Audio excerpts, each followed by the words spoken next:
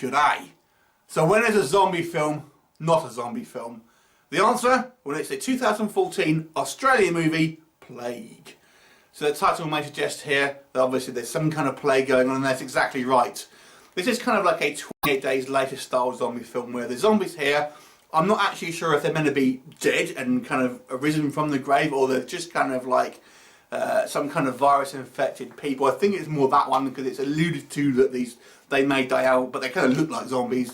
So I don't really know. But anyway, this film really is a human drama with the kind of this zombie stuff sort of going on in the background, really, because there's very little of this kind of this sort of zombie action on screen. And I think a lot of that is obviously down to the fact this is obviously a low budget film, and I kind of have to applaud the filmmakers to a certain degree, because if you haven't got the money to spend on massive zombie effects and kind of attacks and things like that, that's probably the way to go to make your film that much more effective. It's been done a few times before.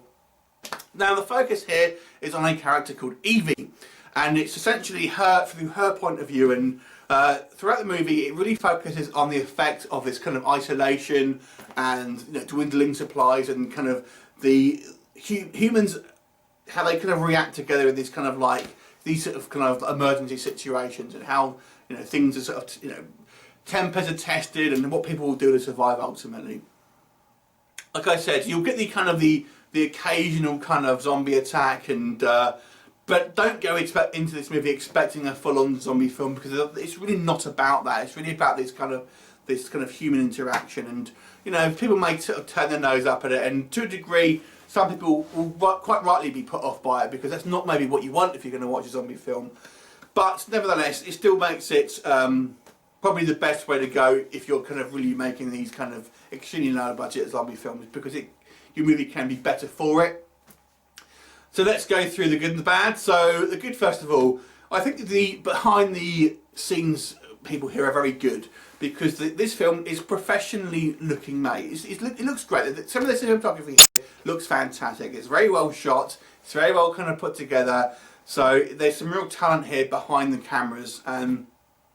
So I have to applaud it for that. So you'll see some very artistic shots here, but it does come to, there was an issue with that as well, which I'll come on to. Second thing here, as I've alluded to, there isn't a lot of kind of zombies or gore in this, but when it does turn up, it's well done. So we do see this sort of zombies. They look pretty horrific, and there are a couple of kind of gore shots here and there, but rather than kind of spending their money on having lots of kind of mediocre effects, they've used it sparingly and had a few really good zombie effects, which is probably the way to go to make it that much more effective. Now for the negatives. Okay, the first one here is going to be the acting. The acting here is by far and away the biggest kind of sore thumb here, because it really stands out as very poor in times.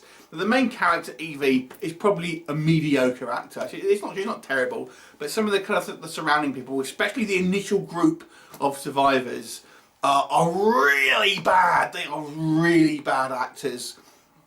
You'll have a male character that kind of turns up probably 2/5 of the way through this movie, who's probably the best actor, but there's a lot of I guess the main male actor, the kind of Evie's kind of partner, is a bit of a poor actor as well. And I will say this movie will teach you one thing, ladies: if you're in a zombie apocalypse, you don't want to be dating the beta male. Oh no, it will lead to trouble.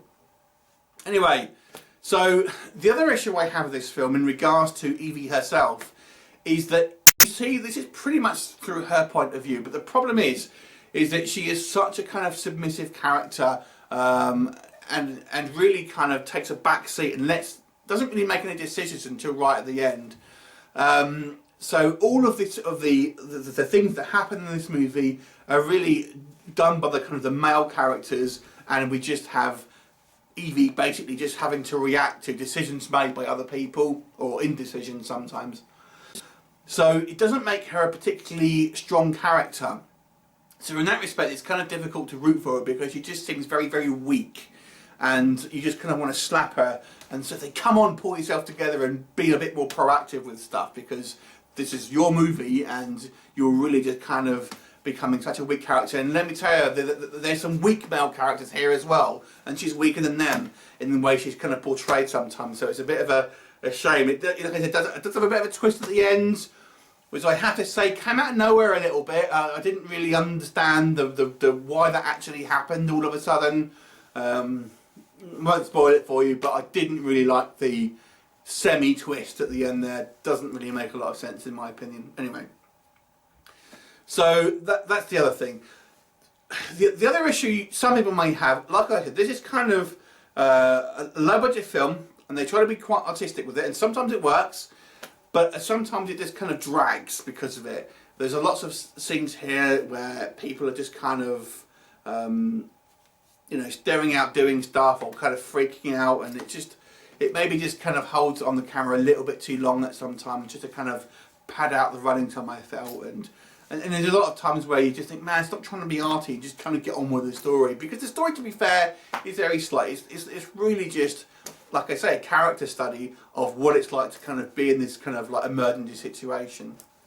Now, there have been other zombie films that have done this sort of similar thing, where they obviously have had a low budget and have really just tried to sort of focus on, you know, what would happen to the humans in this situation. And to be fair, Walking Dead, the TV show, does a job of that. So that has obviously hours and seasons and loads of episodes to kind of do that, whilst the film really only has, you know, an hour and a half to 2 hours to do it in.